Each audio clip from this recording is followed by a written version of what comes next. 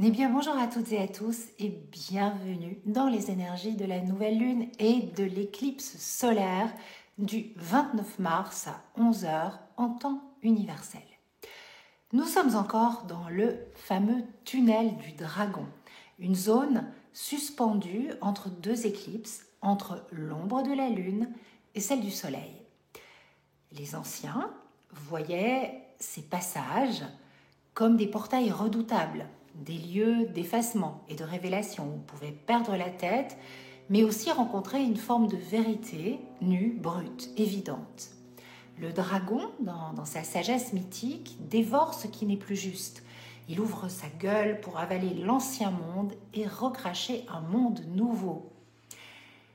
Donc cette éclipse solaire qui se forme dans le signe du Bélier à 9 degrés de ce signe, là où le feu naît, là où la vie pousse sans demander la permission, nous parle de naissance solaire, mais dans un monde encore trouble. Parce que le nœud lunaire nord, Raoult, la tête du dragon, se trouve dans le signe des poissons. En fait, les nœuds ont déjà entamé leur prochaine saison des éclipses. Mais celle-ci est la dernière dans l'axe Bélier-Balance. Elle vient fermer un cycle, un chapitre qui aura duré 18 mois et que nous connaissons tous et que nous avons tous vécu à notre façon, d'une manière ou d'une autre. Donc c'est un acte final, une dernière secousse dans le territoire de notre vie, marquée par moi et l'autre, l'affirmation de soi, le désir d'harmonie, la paix intérieure, la guerre. Et ce cycle vient avec le poids des décisions que l'on ne peut plus repousser et celui des prises de conscience que l'on ne peut plus ignorer. Et ce qui est très intéressant, c'est que quand on regarde le ciel de cette lunaison, il est calme. En fait, en tout cas, il en a l'air. Il n'y a pas de ligne rouge, pas d'aspect conflictuel, des trigones, des sextiles, du bleu, de la douceur. J'ai envie de dire, méfions-nous de l'eau qui dort. Ces configurations où tout semble fluide sont souvent les plus puissantes parce qu'elles agissent en profondeur. Sans heurts peut-être, mais avec une intensité souterraine. L'éclipse dialogue harmonieusement avec Pluton, qui est en Verseau. C'est un dialogue entre le feu naissant et les profondeurs du futur. Quelque chose se libère, quelque chose se décide. Il y a dans Pluton une lucidité froide. C'est comme un éclair aussi dans la brume. Et puis nous avons Mars, le maître de cette lunaison, qui est en Cancer, qui forme un trigone à Saturne en Poisson. Un triangle mineur se dessine donc entre Mars, Saturne et Uranus. L'eau et la terre s'entrelacent. Donc ça, c'est pas du tout une énergie qui explose, c'est une énergie qui s'installe, qui s'imprime lentement dans les fibres de notre être. C'est un mouvement qui fait qu'un matin, sans tambour, sans fracas, on sait qu'on ne peut plus continuer comme avant. Et puis, une autre alchimie s'opère dans le ciel de cette lunaison, c'est Neptune, Vénus rétrograde, Mercure, qui se rencontrent tous dans le signe des Poissons. Donc là, on est encore dans l'appel au dépouillement. La brume des Poissons où nos illusions flottent encore, et pourtant l'essentiel se fait sentir. Le Poisson nous prépare toujours à un accouchement et il nous invite à regarder nos attachements, nos dépendances. Donc il y a beaucoup d'eau, beaucoup de réceptivité et en même temps ce feu du bélier qui ne veut plus attendre. Et puis ce moment où l'âme prend contact avec la personnalité, car à force de revivre les mêmes schémas, les mêmes silences, les mêmes histoires, quelque chose se dresse en nous et dit non. Ça, c'est terminé. Voilà la direction maintenant. Et donc dans ce feu tranquille, puissant, un choix qui n'est pas une réaction, mais une décision posée depuis les tréfonds de notre être, nous dit stop, je ne suis pas le fruit de mes conditionnements, de mes croyances, de mes histoires. Je suis peut-être le fruit de cela, mais je ne veux pas que cela me condamne en fait. Voilà.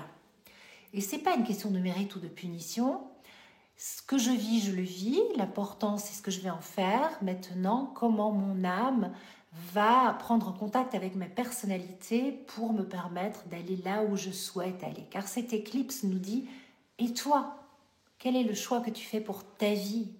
Qu'est-ce que tu veux maintenant? Et elle nous rappelle que nous ne sommes pas là pour être parfaits, nous sommes là pour être vrais, pour marcher avec nos failles, nos trésors, nos ombres, nos flammes. Bien sûr, cette éclipse n'est pas une fin, c'est un seuil. Et ce seuil ne demande pas d'être prêt, il demande d'être sincère. Alors, je pense que cette éclipse nous dit avance, même dans la brume, avance avec ce feu dans ton cœur, celui qui sait, celui qui a toujours su là où se trouve le plan de ton âme, et là où tu as vraiment, mais vraiment envie d'aller. Donc pour moi, cette éclipse, elle est idéale pour poser une intention claire, précise et faire un nouveau focus. Je vous propose de faire un petit tirage pour terminer avec l'oracle astro-mystique. Je vais prendre 3 cartes et on va voir ce que l'ange gardien, l'ange astro-mystique peut répondre à une question que vous auriez. Allez, c'est parti. La 1, la 2 ou la 3. Mercure rétrograde. Inspire, expire, ça ira mieux demain. Mercure rétrograde, alchimise tes pensées, te rappelle de lâcher toutes tes idées préconçues. Appuie sur la touche pause, débranche afin que les choses se mettent en place autrement. Voilà, c'est ça le message. Et puis Mercure rétrograde, c'est fait un break, c'est la réponse. Vénus rétrograde, c'est d'actualité. Vous voyez cette éclipse, on est dans le feu du bélier, mais tout nous ramène encore au poisson. D'ailleurs, les planètes personnelles, intimes, Vénus et Mercure retournent dans le signe des poissons. Vénus, c'est notre tête, c'est nos pensées, et Mercure, et Vénus, c'est nos émotions. Donc bon, c'est tout le système émotionnel, tout le mental qui doit encore faire un nettoyage, passer à la lessiveuse dans l'énergie des poissons. Vénus rétrograde, si tu as tiré la 2e carte, aime maintenant. Observe ce qui se joue en toi avec la conscience de ton âme et dans la douceur de ce retour à toi, demande à l'amour ce qu'il ferait maintenant à ta place pour que la magie opère. Voilà le message. Et puis la réponse, c'est croire en l'amour pour le rendre possible. Et enfin, 3e carte, c'est le Capricorne dans sa sagesse. Ça pourrait être l'énergie de Saturne qui est bien présente et ancrée pour cette lunaison, qui te dit que tout viendra à toi au bon moment, patience, avance et ne lâche rien. Et voilà. Si vous souhaitez commander le petit oracle astro-mystique, je vous mets le lien dans la légende. Je vous remercie pour votre présence, pour votre écoute et on se retrouve très vite, d'ici 15 jours, pour la prochaine lunaison.